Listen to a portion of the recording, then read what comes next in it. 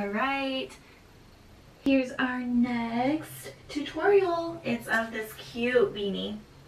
I love it so much. I actually made this like almost 3 years ago and I just never posted about it, and honestly it's because it took me such a long time to try to figure out the stitch, because I wanted like a slip stitch, but I wanted it to like cinch those two stitches together, and I just spent such a long time trying to figure out how to slip the stitch correctly. And anyway, I finally got it and it turned out so good.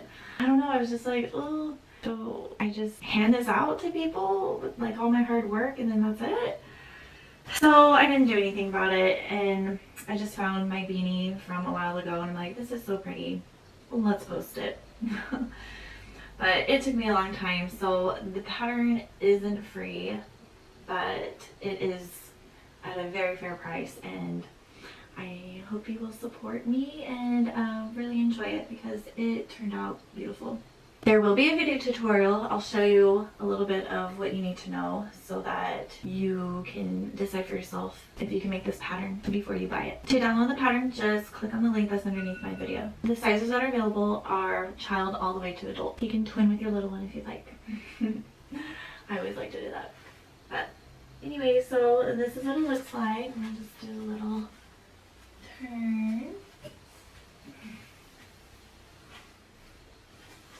When you make one, please share that on Instagram so that I can show it to everyone else. I love to see how your guys' turned out. My name on there is the Inets. You can find me there. Alright, I'll stop talking. This is what you need to know how to make it.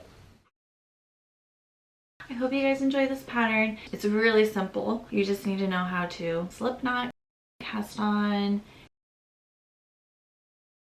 to knit and purl,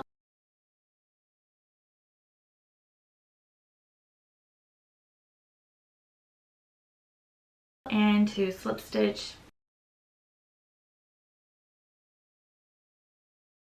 You also will be decreasing